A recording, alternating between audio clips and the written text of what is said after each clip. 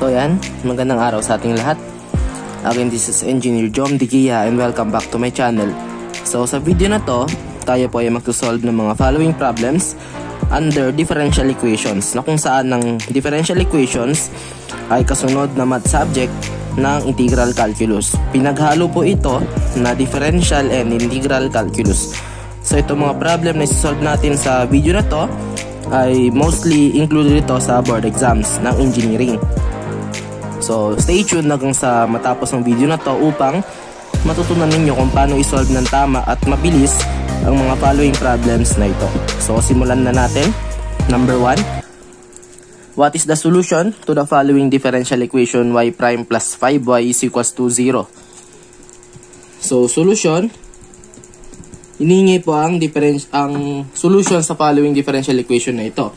Gagawin natin dyan guys, i-rewrite muna natin siya. So y prime plus 5y is equals to 0. Gawin mo naka dy dx yan. And then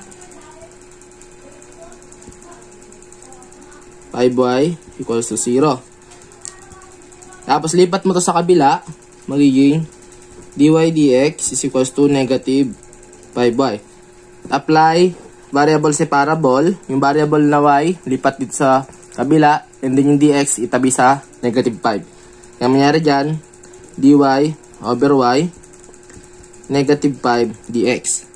So apply integration on both sides. Okay, nag-apply tayo dyan. Nangyari dyan, magiging ln of y is equals to negative 5x plus c. And then, apply natin ng loss ng exponential upang makancel yung ln. Diba, maglalagay tayo ng e dyan. Tapos dito rin, sa equation na to upang maging, maging power itong negative 5x plus c at ito yung base, yung e. Na mangyari, mag-cancel out yung ln. Matira is y. Tapos, mangyari dyan is magiging e raised to negative 5x na minultiply sa e raised to c. So, since ang e raised to c, equal lang siya sa c, automatic yan guys sa de. Kaya magiging general solution mo ay y is equals to c e raised to negative 5x. So, ganoon lang po kasimple ang pagsosolve dyan. Number 2. What is the differential equation of all straight lines whose slope is m and y-intercept is b? So, solution. So, diba, ang slope-intercept form is y is equals to mx plus b. Yan yun. Sabi, yung slope mo daw ay m, automatic ito yon. And y-intercept mo b. So, nabuo itong equation na to. Gawin mo, derivative mo to, magiging dy dx, matira sa kabila, m na lang. Kasi yung value ng x, pag dinerivative, 1. So, constant to, magiging 0. And then, since slope, guys, apply second derivative dito. Magiging d squared y over dx squared. Dinerivative mo to na m, kaya magiging 0. And then, rewrite mo to, magiging y double prime is equal 0. So, ito po ang ating differential equation para sa equation na may slope na m at y-intercept na b. Okay? So, number 3, dq over dt is equals to kq. Then, q is equal to, so, solution, gamitan natin ang variable separable. So, tandaan nyo naman yun. Sulat muna natin, dq over dt is equals to kq. Lipat mo itong q sa kabila, yung dt magiging katabi ng k. So, dq over q is equals to k dt. Okay? And then, apply integration on both sides. Kaya mangyari dyan, ln ng q is equals to K times T plus C. Yan yun, diba? And then, apply ng exponential on both sides. Diba, magiging raise ito. Cancel to. Matira Q. Tapos, E raised to KT plus C. And then, Q is equals to E raised to KT times E raised to C. So, E raised to C is equals to C. Yan mangyari dyan. Ang general solution mo is C times E raised to KT. Okay? So, ganun lang kasimple ang mag-solve ng problem na ito under variable separable differential equations. So, next number 4. The differential equation y triple prime raised to 3 minus 5x times y prime raised to 4 is equals to e raised to x plus 1 is of degree. Tinatanong yung degree ng differential equation na ito. So, kung matatandaan natin guys, ang degree ng differential equation, siya yung exponent ng highest derivative na nag-exist sa differential equation mo. So, kung i-inspect natin, rewrite natin siya dito. So, solution, y triple prime raised to 3 minus 5x times y prime raised to 4 is equals to e raised to x plus 1. So, tingnan natin, alin ba dito yung may highest derivative? Highest derivative mo na nag-exist sa equation na to is itong triple prime. So, ano ba yung kanyang exponent? Ang exponent niya, kung makikita ninyo, is 3. So, therefore, itong 3 na to, siya ang degree ng differential equation na to. So, degree is 3. So, ganun lang kasimple sagutin yung katanungan na yan. Next number. So, number 5, what is the differential equation of x squared y is equals to 4 plus cy?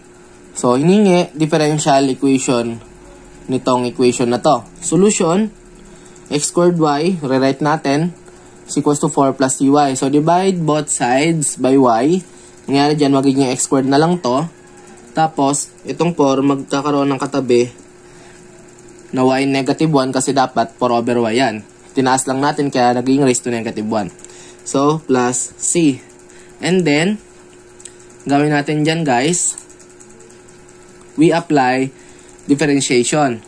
So, dx ng x squared is equals to dx ng 4 raised to y, 4 times y raised to negative 1 plus dx ng c. Differentiating, ddx ng x squared 2x. So, ddx ng 4 times y raised to negative 1 is negative 4 y raised to negative 2 times y prime. So, ddx ng c, constant, is 0. And then, ang gawin mo dyan is ilipat mo to sa kabila. So, magiging 2x plus 4y raised to negative 2 na may multiply sa y prime. Matira sa kabila, 0. Okay? Next mong gagawin, mag-multiply ka ng y squared upang maalis ito dito sa equation na to. So, mangyari dyan, nag-multiply ka ng y squared both sides. Mangyari dyan, dito natin sulat sa kabila. Mangyari dyan, magiging 2x y squared plus 4 y prime is equals to 0. So, divide both sides by 2. Diba? Divide both sides by 2. Magiging x y squared plus 2y prime is equal 0. So, therefore, as we rewrite this equation, magiging 2y prime plus xy squared is equals to 0. So, ito ang differential equation na solution para dito sa equation na to. Okay? So next problem, what is the general solution to 2xy minus 3y dx plus x squared minus 3x dy is equals to 0. So solution, general solution ng equation na ito. So una natin gagawin dyan guys, is syempre rewrite muna natin, isulat muna natin ulit yung equation na binigay.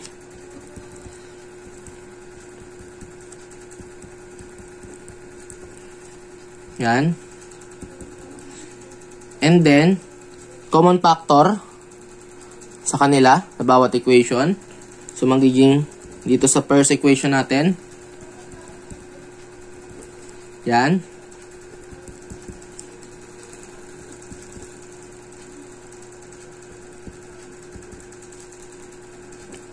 So, dito, napansin nyo, di ko na kinommon factor kasi madali lang naman din isolve na yan. Maganyan.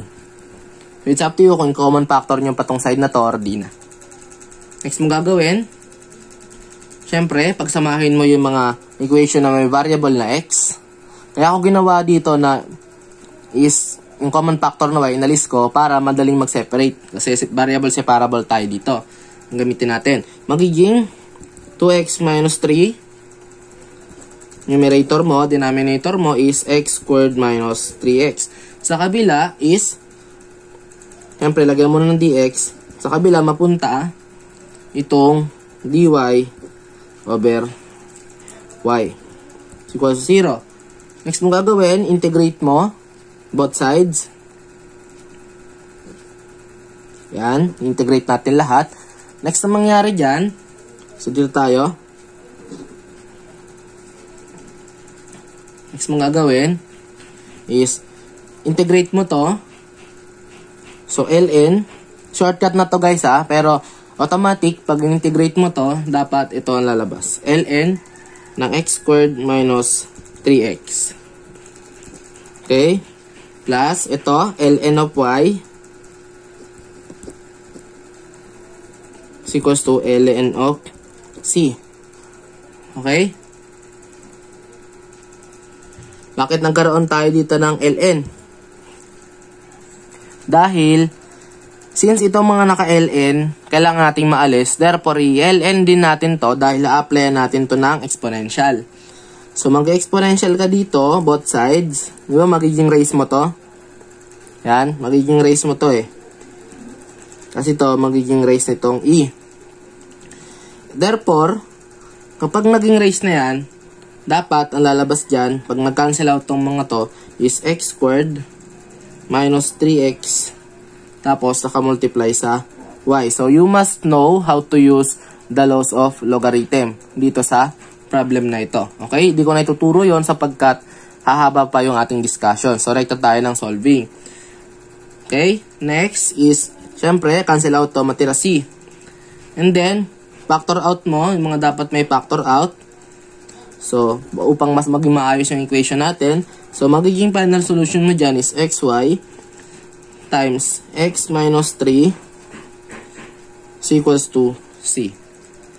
So, ito po ang ating general solution under 2xy minus 3y quantity dx plus x squared minus 3x quantity dy is equals to 0. Okay? So, next problem. Problem number 7. What is the solution to the given differential equation dy is equals to tangent x tangent y dx? Solution. Okay.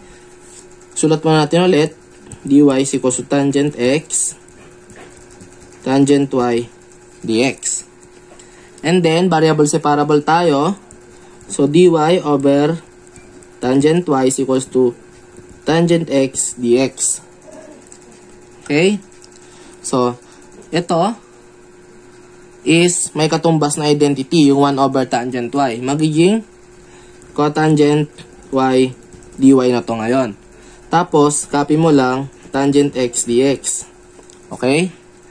Next mong gagawin, integrate both sides of the equation. Integration ng cotangent y dy, ln ng Sin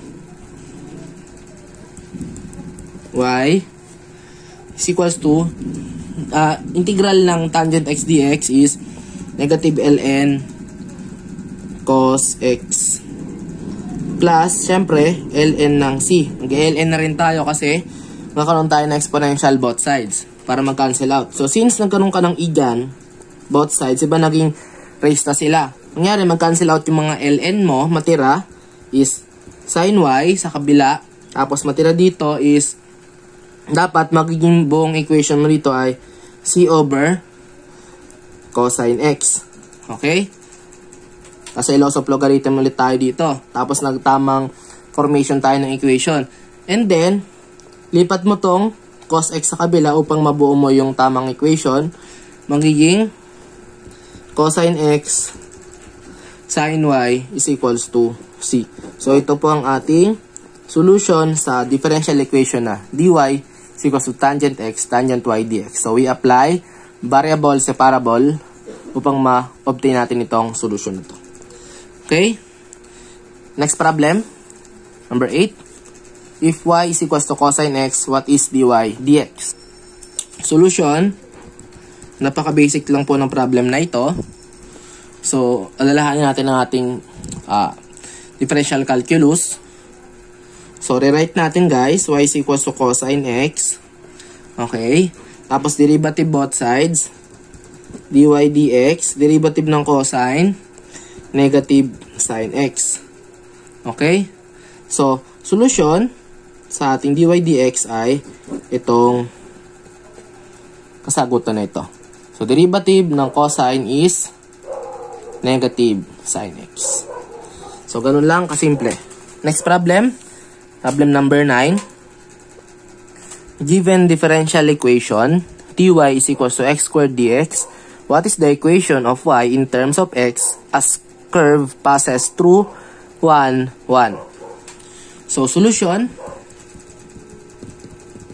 Ibinigay na points 1 and 1. So, sa curves ito, gawin natin dyan. Kopyahin muna natin. So, x squared dx, siya yung value ng dy mo. And then, we integrate both sides. So, dy integral x squared dx. Okay? Next mong gagawin, syempre in-integrate mo yan. Y is equals to, dapat ang lalabas mo, 1/3 x cubed plus c. So, diba, marunong na tayo mag-integrate. Hindi ko na pinaliwanag pa, kaya yan na dapat na magiging sagot pag in-integrate yan. So, i-label natin to as 0.1. Syempre, gagawin mo, itong x saka y na points, i-substitute mo dito upang ma-obtain mo yung value ng c. So, substituting. So, at 1, 1. Palitan natin yung y tsaka x ng 1 tsaka 1. 1/3. 1/3. Yan. Plus c. So, makukuha mo dapat na value ng c dyan ay 2/3. So, since meron ka ng value ng c na 2/3, gamitin mo ulit itong equation na to. Okay? Kaya, y is equals to 1/3 x cubed, okay, plus c. Ito na yon, yung bago na c, 2/3. Diba? Yung na-obtain natin. And then, syempre, naka-fraction yan. Multiply both sides by 3 para mag-cancel out itong mga fraction na to sa ibaba. Denominator. Magiging 3y is equals to x cubed plus 2. Tapos, rewrite natin ng maayos. Dapat magiging solution mo dyan is x cubed minus, okay, 3y plus 2 is equals to 0. So, ito yung ating solution for this differential equation na nagpapas sa 1, 1 yung curve niya. Okay? So, ganun lang po siya kasimple. So, dako na tayo sa ating last problem under this problem sets ng differential equation. So number 10 or last problem, what is the differential equation of y is equals to C1 cosine 3x plus C2 sine 3x. So solution, we must remember elimination of arbitrary constants here. Kaya, gagawin mo, copy mo muna. So y is equals to C1 cosine 3x plus C2 sine 3x. Lilabel mo siya as equation 1. Okay? Tapos, gawin mo, first derivative mo, so y prime is equals to negative 3 C1. So, makaka-copy pa rin yung C1. Na-derivative lang yung cosine, kaya negative sign yun. 3x. Okay? Plus 3 C2 cosine 3x. So, label mo to as equation 2. Okay? And then, second derivative mo to. Diba na, derivative mo na.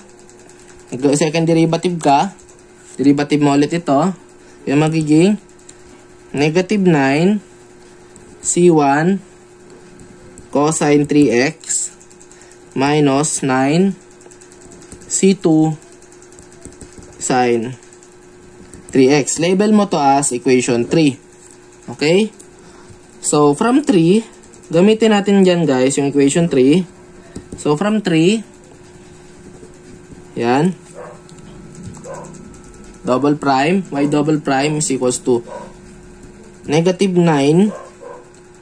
Okay? Gawin mo, since pares na negative 9, common factor yon. So, matira sa loob, C1 cosine 3x plus C2 sine 3x. Kung mapapansin nyo, may naging kamukha na itong C1 cosine 3x plus C2 sine 3x sa ating tatlong equation na nilista. So, titingnan nyo, pares siya dito sa ating first equation.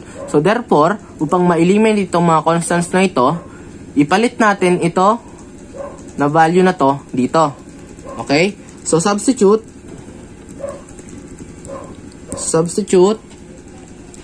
equation 1, okay, papuntang y double prime. Okay? Vice versa, ilipat ito dito upang mawala ang constants. So, mangyari dyan, magiging y double prime is equals to, syempre, copy mo yung negative 9. Tapos ito, syempre, value niya ito, palitan mo ngayon ng y. Kaya, as we rewrite the following equation, ang magiging differential equation mo dyan ay y double prime plus 9y is equals to 0. So, ganun lang kasimple, guys, mag-solve ng equation or differential equation under this kind of equation na binigay. So, diyan natin mapagtatanto na talagang napakadali lang ng pagsasolve ng mga following problems under differential equations for as long as alam natin yung tamang way na pagsasolve. Siyempre, yung techniques and yung mga formulas na dapat nating gamitin sa bawat problem. So, pagdating sa board exam, guys, hindi naman na sa atin ibibigay yung mga formula. So, dapat mabilis tayo mag-solve. At the same time, may mga calculator techniques naman regarding differential equations. So, dapat pag-aralan natin ito sapagkat itinuturo iyon ng previous center. Kung you are running out of time sa General Engineering Mathematics sa kasagsagan ng board exam, so dapat i-apply mo na yung Caltech kung multiple choice yon, yung part ng exam na yon. Okay? Doon lang na-apply yung Caltech kasi magkakalk ka lang ng choices. Pero dapat alam natin pa rin yung mga fundamentals at concepts ng pagsasolve, pati formulas under differential equations. So, maraming salamat sa panonood. Kung kayo may mga katanungan, don't forget to comment down below, and syempre don't forget to subscribe to my channel upang kayo ay updated sa aking mga next video tutorials na i-upload under this subject matter. So, next video to be uploaded will be part 2 of this problem solving in differential equations. So, this is Engineer Jom Dikia. Maraming salamat sa panonood and God bless us all.